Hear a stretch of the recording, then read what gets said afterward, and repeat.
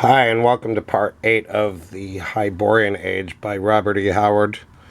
Here's the cover of the book. I'm not a fan of the illustrations in this book. I want to redo them, and I can, because I'm talented. Alright, let's see. Part 8. Changed He-Man into Conan, so here he is. He has a little spear. Alright. Part 8.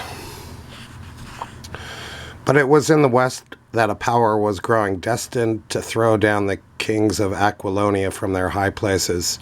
In the north, there was incessant bickering along the Cimmerian borders between the black-haired warriors and the Nordheimer, and the Aesir, between wars with the Vanir, assailed Hyborea and pushed back the frontier, destroying city after city. The Cimmerians also fought the Picts and Bossonians impartially, and several times raided into Aquilonia itself, but their wars were less invasions than mere plundering forays. But the Picts were growing amazingly in population and power. By a strange twist of fate, it was largely due to the efforts of one man, and he an alien, that they set their feet upon the ways that led to an eventual empire. This man was Eris, a Nemedian priest, a natural-born reformer.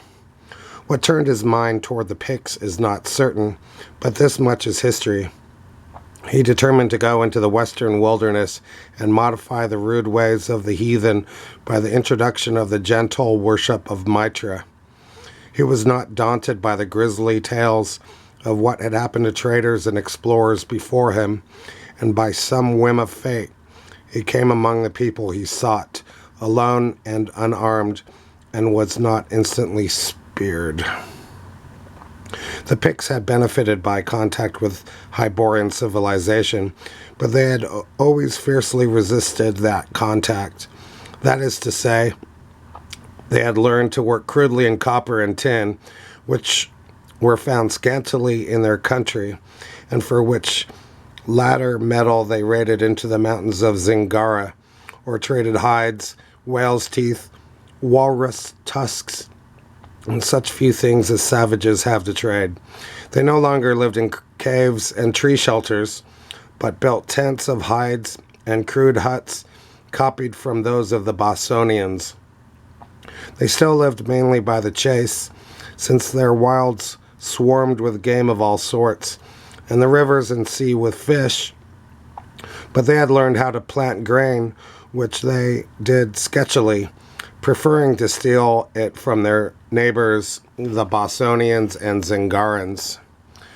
They dwelled in clans which were generally at feud with each other, and their simple customs were bloodthirsty and utterly inexplicable to a civilized man such as Eris of Nemedia.